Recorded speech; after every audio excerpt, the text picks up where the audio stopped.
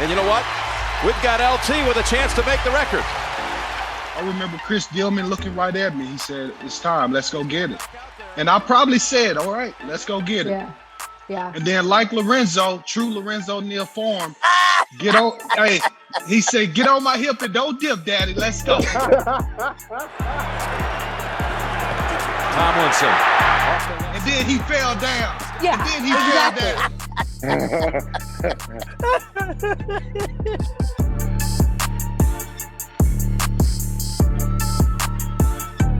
What's up, everyone? Welcome to another very special episode of Roll Call, powered by Bud Light, where today we are celebrating a reunion featuring members of the Chargers teams that were AFC West champs for 4 straight years. So please join me in welcoming Quentin Jammer, Antonio Cromartie, Darren Sproles, Shawne Merriman, Antonio Gates, and the Hall of Famer LaDainian Tomlinson. Guys, what a crew this is. Thanks for doing this. You're welcome. Absolutely. Yeah, this is awesome. So as I mentioned up top, 4 straight seasons of AFC West total dominance, 5 out of 6 if you count 2004. LT, I'll start with you. How would you describe those Chargers teams? Oh, very competitive. Not only, obviously, people saw the competitive nature and how competitive we were in the games, but I think about our practices more than anything, man. We challenged each other. We went back and forth, offense and defense. And I think when it came down to it, that was the reason why we were so dominant in our division and won a lot of football games. And then when you think about it, I think early on those teams, when we was trying to make our way, the best teams were already in the AFC West. And so we really got a chance to kind of measure ourselves against the likes of, the Raiders and the Broncos, and even the Chiefs were, really good at that time. And so once we got that young nucleus together, we had a lot of young guys, talented guys, high draft picks. We knew that it was only a matter of time that we would put it all together and start winning games. But if I had to define, say one word, man, it was competitive. Let's welcome in Lorenzo Neal to this call. Low. Yeah, better late than never. Low. I'm always early. I'm always early. What you do, man? What's going on, Boy, you look like a bootleg preacher. Oh my God, you done got that hair growing nice, LT. Oh my goodness. Come on, what's up, fellas? What's up, man? What up, man? We've seen teams go on runs. We've seen teams dominate. But how does a team recreate what you guys had during those years? Can you do that? You're going to have arguably one of the greatest running backs that ever played the game. And that just doesn't happen overnight. And we know we should have won a Super Bowl. All of us on this phone, we know it. And a lot of it is because we were good and we didn't know. We knew we were good, but sometimes you just don't know. You think that you're going to be back again, or you know that you're good. And mentally, I think we underestimated some teams, because it's no way this team shouldn't have won a Super Bowl with the talent that we had on both sides of the ball, guys. We really should have won about 2 of them. Yeah, Okay. Tell y'all the truth, man. Man, like when you go back and look at them teams, man, like we was loaded, like on defense and offense. Our whole team was in the Pro Bowl. The whole team was in the Pro Bowl. We had 11, 2000. 11. Yeah. That's crazy. You got to think, I came in as a young pup, 2006, like seeing lights, playing against lights in college or whatever. Then my locker next to LT and Jams, I'm just like, I'm starstruck first off, because I'm by LT. So it's just like, for me, it's just like, having those guys around that treated me more like a brother than just a damn teammate. Like, you know what I'm saying? So it was just like that locker room and that atmosphere of what we had, man. It was a true brotherhood. Yeah, absolutely. I think, to Crow's point, I think the reason why our young guys at that time, guys like Crow, played at such a high level, I think Crow, and tell me if I'm wrong, I think we empowered our young guys. We empowered them. We made them feel like, hey, dog, we need you. Like, we depended on you. This is your job. This is your spot. We know you can handle this, so ball out. That's it. and then we would challenge each other, as he mentioned. Like, I remember I used to go to Lights sometime when Lights was in the locker room or in the weight room, and I would say, Lights, man, I don't know why you lifting all them weights. You got Walter Jones this week. And I'll walk away. Yeah. You know, and that would motivate Lights. You like, all right, we'll see. Right. You know, and so that's how it was. Let's talk quarterbacks, because obviously you have Drew Brees. The transition then happens from Brees to Phillip Rivers in 2006. For those who were on this team at the time, what was that like for you guys?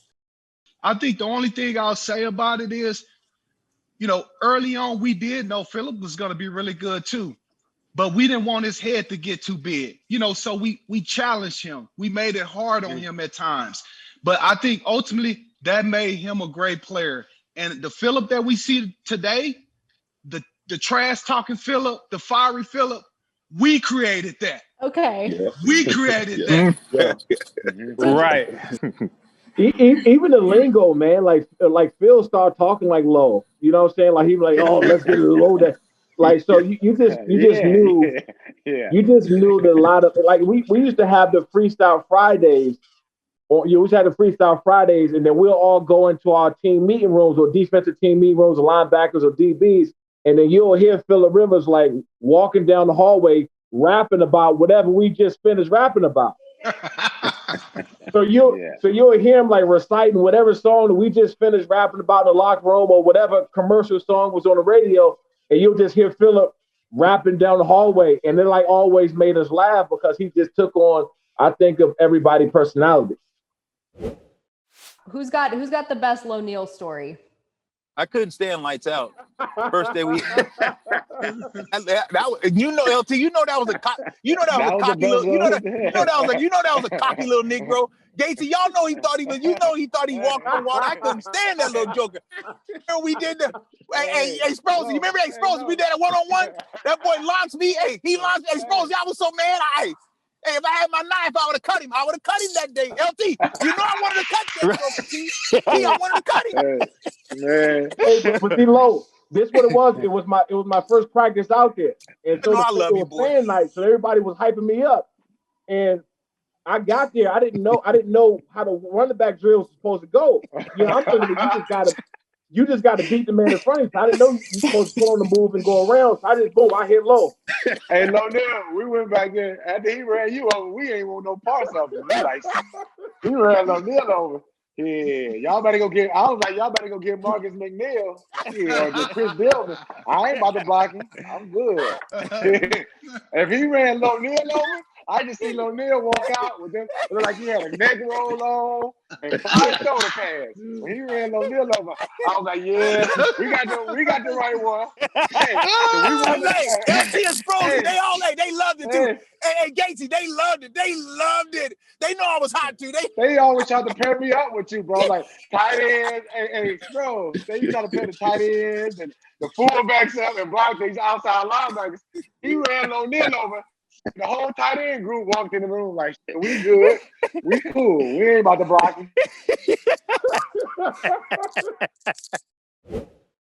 December of 2006 versus the Broncos. Merriman, you strip sack Jay Cutler to give the ball back to the offense very deep in Broncos territory. LT, when I was talking to Hardwick, he said you came into the line and you told him you were going to do it. Is that true?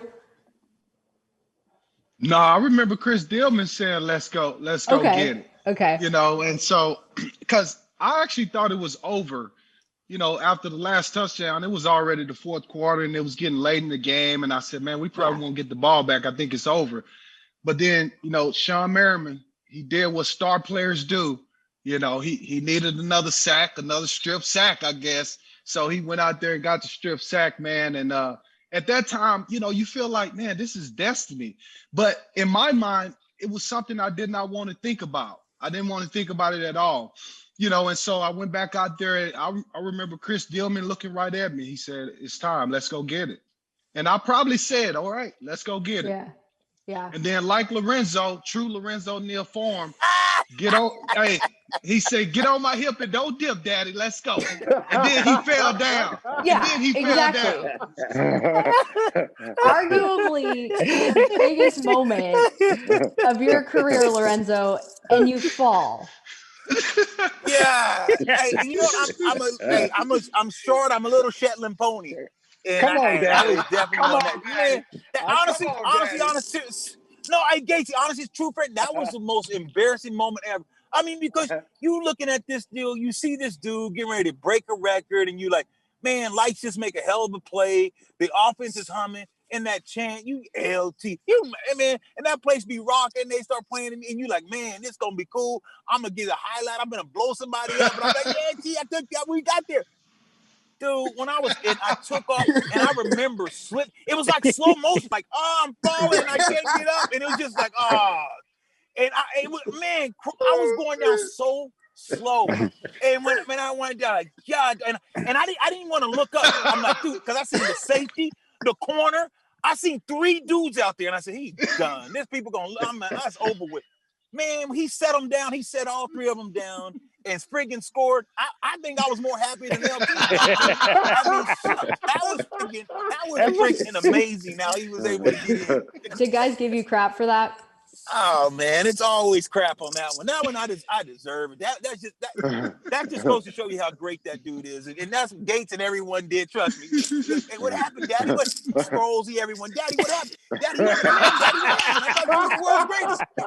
Hey, so I trust me. I still can't live that one down. But my God, that's what LT did for so many guys. I mean, dude, he made it. Yeah, He made you right. He made you right when you wasn't right. You know what I'm saying? That's what. So we talk about celebrations, and speaking of, we're going to play something kind of indicative of that era. I want you guys to react to it. Oh man, look at this. Look at this. They wrong for this. What it do? My name's LT. I got a little dance for y'all. LT, can you give us just the backstory, the genesis behind this? So this was something. This was something I made with Nike, and so this was right around the time where I was about to get my own shoe, and Nike wanted to show a different side of LT, like this light side, this funny side, the side that these guys on this Zoom call, like they saw me in the locker room, on the basketball court at home sometimes. And so Nike kind of want to show this side of me. So they want to do this stupid video, to kind of show this funny side of me doing these crazy dances. Cromartie, you're laughing. You guys are laughing like. Hey, well, we ain't let you live when we saw this, boy. Yeah, for real. Please turn it off. Before we go, I want to look to the future really quick and just kind of ask your thoughts about this current Chargers team and maybe even just Justin Herbert as we move forward in this new era of Chargers football. Well, there are a lot of things to like about this new generation of Chargers. They got a lot of young, talented players, as we see. The quarterback position is always the most important position in football. And it seems Justin Herbert, man, he's going to be our quarterback for the next 10 to 15 years. And so at this point, I really like our defense. If we can keep those guys healthy, we got some superstars on defense.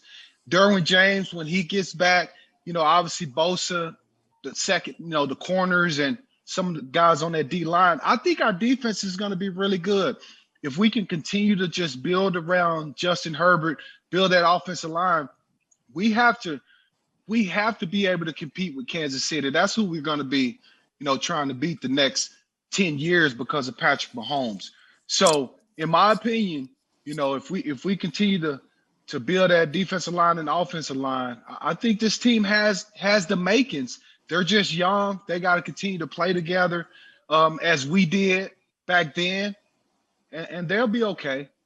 And then just to kind of wrap, I know you guys have talked a lot about just memories and being together and being with each other and it's starting in practice and then translating to the field. But what was the best part about being a Charger in that era?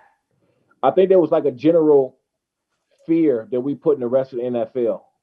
That to me was probably the best part, because when you start talking about teams in the NFL and they had to come out there and see us, there was really fear for people coming out playing us, because we were beating people so bad. It wasn't just that we were winning. We were beating people really bad, and we were beating them up, and we were a super physical team.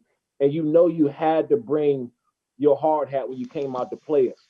So, just that feeling, that the electricity we had in the city, and then the fear that we put into the rest of the league is what I'll never forget, because people still to this day talk about them teams that we had. I can go back home to Maryland, I can go to DC or wherever I'm at, and people will always bring up them teams that we had and the fear that we struck in other people.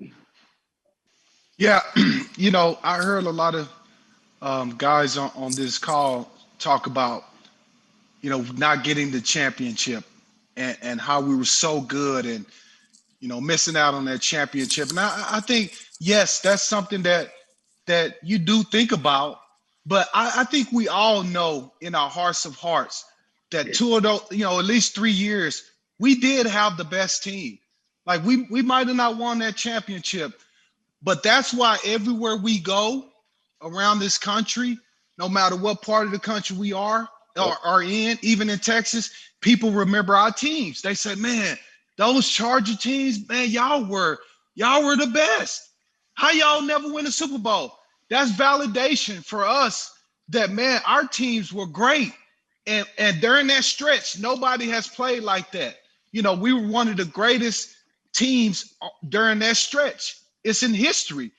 But I will always remember something Marty Schottenheimer said. And I'll say it to you guys. All those moments, those are championship moments. That fun we had, all those big games we won, those are championship moments. That's what championships feel like, guys. So I love y'all. I respect y'all, man. I hope all y'all families are doing well. I can't wait to see y'all again. As someone who grew up watching you all, I was in high school, graduated in 06. Just thank you for doing this. This was so much fun to get you guys all back together just to reminisce. Really appreciate it. Thanks, Hayley. Love y'all boys, man. Thank you. Man. Thanks, Love you, Haley. boy. Thanks, guys. All right, Love boys. y'all. Take it Love easy, y'all, boy. man. Love All y'all. right, bro. Y'all be good. All right. Yeah.